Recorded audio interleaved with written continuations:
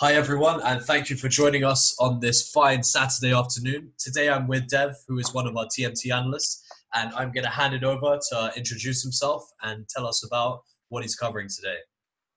Hi, Sean. Thank you for the kind introduction. I am Dave. I work within the TMT sector, and today we will be talking about the recorded music industry. A small disclaimer before we start, this is basically for educational purposes only. We recommend that you do your own research before taking any investment action and ensure that you are fully aware of all the risks associated with the investment, as well as taking into consideration your own risk appetite.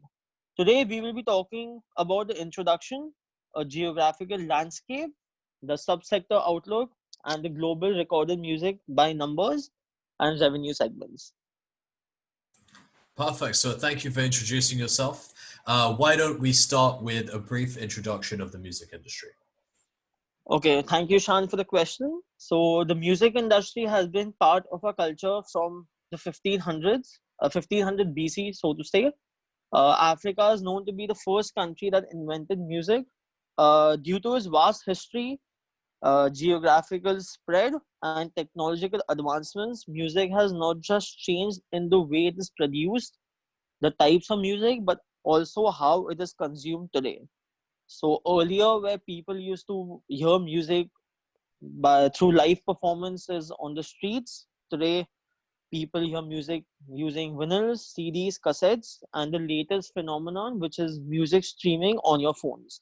So today we will focus on the recorded music industry as a whole and give you an educational insight into where music is, where it was, and where it will be headed in the future. Interesting. So definitely in for a treat today. And now that we have a more holistic understanding of the music industry itself, could you tell me a little bit more about the geographical landscape? Yes, I will definitely do that. So the geographical spread from the slide, you can definitely see there are 5 continents. The US and Canada grew by 10.4% in 2019, followed by Europe at 7.2%, Asia at 3.4%, Australasia at 7.1%, and Latin America as a whole at 18.9%. Going to some information which is more pertaining to emerging markets, we can definitely see India grew at 18.7%, China at 16%, Brazil at 40.9%, Mexico at 17.1%, and Brazil at 13%. From the slide, we can see top 10 markets are Japan, UK, Germany, France, South Korea, China, Canada, Australia, and Brazil. And US obviously tops the chart as is the largest market, comprising of 39.1% of the overall revenue generated in this segment. So it seems that although developed markets are currently in pole position, the real growth opportunity is actually in emerging markets. Yeah, definitely. We Yeah, can see that from the growth, and plus they are moving towards more emerging markets as you're seeing technological advancements moving from developed nations to the emerging markets. So you're definitely seeing more adoption of music as a whole and the music streaming industry as a whole and other segments within the music industry. So definitely eyes on the emerging markets, which have the technological infrastructure to facilitate that growth.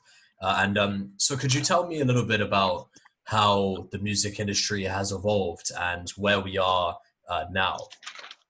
Yes, definitely. So from the chart, you can definitely see music earlier from 2001 to 2019 in this chart. You can definitely see that earlier where it was just physical sales comprising of 22.9 billion out of 23.4 billion. Today, you're definitely seeing a downtrend where it's just at 4.4 billion in 2019. However, a good thing that you are noticing, as I mentioned before, is the music streaming phenomenon. So you can definitely see from 2012 to 2019, the entire share and the entire pie of the revenue generation is coming from music streaming, which is currently at around 56%, followed by your physical revenue at 21.6%, performance rights at 12.6%, downloads and other digital at 7.2%, and then you have synchronization revenue at 2.4%. Some key figures, streaming increased by 22.9% last year globally. Downloads and other digital fell by 15.3%. Physical sales fell by 5.6%. Performance rise by 3.6%, and synchronization by 5.8%. A good note, physical though fell in every major continent, it grew in the US because of mainly nostalgia in terms of the older generation, losing touch with the way they actually heard music during their times. So that led to an increase in sale of vinyls and CDs. And so yeah, it's a good thing that people aren't forgetting the history of music and how it was consumed as compared to our generation where everyone wants convenience. So that's a very good thing that you are seeing at least in one particular market. Yeah, and I think a lot of us have some anecdotal stories representing, the rise of streaming. And from what you mentioned, that sector of the music industry has had a market increase over the previous 4 to 5 years, which has definitely been catalyzed by COVID, and it seems like it isn't going to slow down anytime soon. So now that we Yes, have definitely. more of a cross-sectional view of where we are now and how we've got up to this point, how about you tell us about some of the factors that could influence the industry, looking 3 to 5 years into the future? So obviously moving forward, you have a number of factors that are going to affect the industry. So first I'll cover the company specific factors. Basically, this will be what companies can do to help improve the market. So one is affordability. As you know, different markets have different levels of income, different income per capita. Therefore, affordability will be key towards them attracting more consumers. Number two is penetration. The markets that they are currently in and the markets where they want to eventually go and begin operations. Now, obviously, with penetration, because the streaming platforms are dependent on the internet, so adoption of 5G in the emerging markets will play a vital role in the overall growth for a specific company. And then you have re-aggregation, which is basically people don't want to spend money on 10 different subscriptions. They want as many features within one particular subscription. So companies will have to innovate. They'll have to bring in new features which will help consumers stay on the particular platform. From an economic standpoint, it again goes back to adoption of 5G.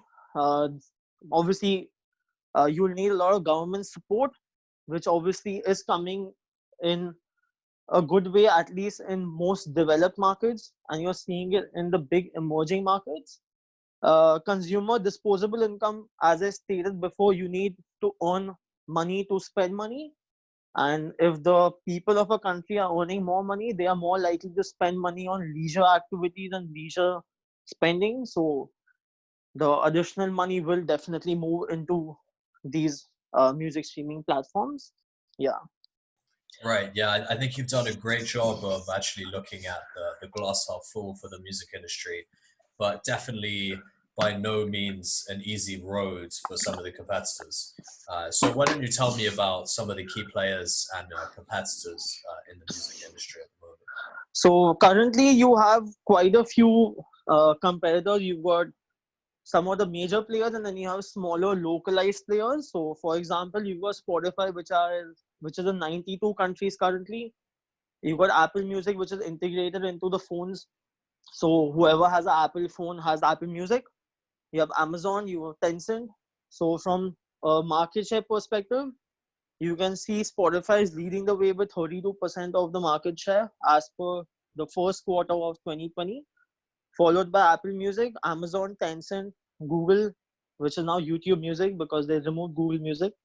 And then you have Deezer, Pandora, and the others. So going forward, yeah, you will see variation in the market share, but from our analysis and our research, going forward the next 5 years or 10 years, Spotify will continue to retain the top spot as they are basically market leaders. So they are setting trends in the market and other companies are following them. So Spotify is going to continue being at the top spot. Mm-hmm. Definitely, yeah. So thank you for that. So we will wrap up this part of the video, and we're going to move on to talking about Spotify in particular, and then some of the key factors that surround that. So Definitely. thank you, Deb. I'm going to stop the recording.